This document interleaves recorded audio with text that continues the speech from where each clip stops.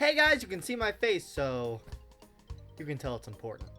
Anyway, I wanted to start something new on my channel called A Closer Look. The idea is I will give a closer look to a concept, movie, or just something movie related. So if you have any ideas for something for me to give a closer look to, leave it in the comments below. But enough with the riffraff. Let's get started. What if the evolving portrayal of Disney princesses reflected the success in feminist activism? Alright, that was a lot of words. Let me explain. So a few weeks ago, I saw this episode of Real School that showed how the portrayal of witches in cinema showed women's current expected roles in society. And that got me thinking, what does that make Disney princesses? And before I go any further, I should probably say I got all this information through research and not personal experience. If you can't tell, I am a male, and I'm not, even if I was female, I'm not 100 years old, so there's no way I would know all of this. So, just wanted to let you know that. Let's get started.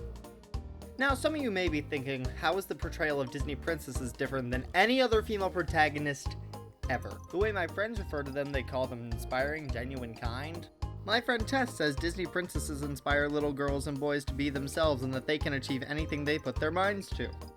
And even though I do wish that more people knew who the bride, Sarah Connor, and Ellen Ripley were, I think we can all agree that Disney princesses have the most cultural significance. So the year was 1938 when Walt Disney released his first feature film, Snow White and the Seven Dwarfs. Although we had passed the flapper movement and women could vote, they were still expected to be mothers.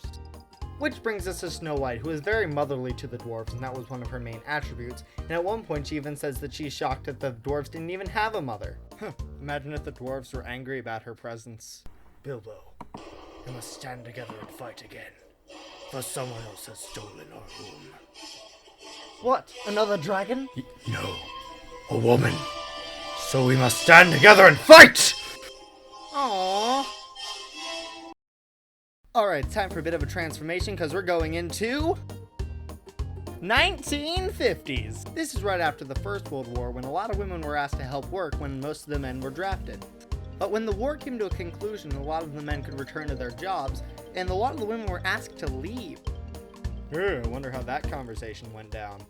Alright ladies, thank you for your help during the war. You can make your way out to your left. We won't be needing you anymore. Nobody told you?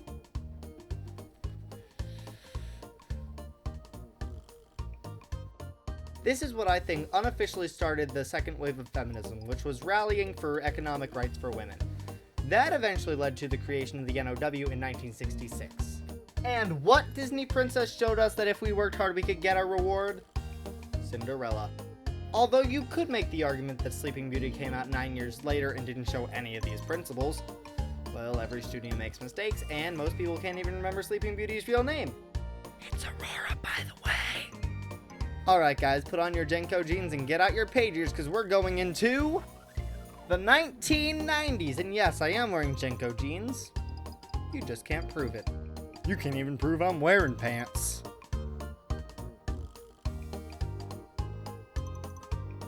The third wave of feminism originated in the early 1990s, where women were fighting for no respect, pride.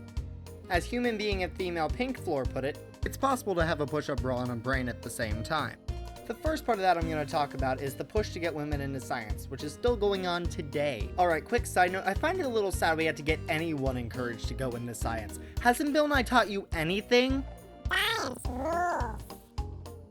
But science promotes curiosity and intelligence, which is brought to us by two consecutive Disney princesses, Ariel and Belle. Which brings us to today, where Disney princesses don't have men on the mind, it just sort of happens. Most recently, Tiana's goal was to run her restaurant, Rapunzel wanted to see the lanterns, and Elsa didn't even get hitched. But that's why they had Anna and Kristoff to fill the romantic lead quota. And films Mulan and Brave were all about breaking gender roles. What do you guys think? Do you think that the portrayal of Disney princesses has to do with like feminist activism? Let me know in the comments.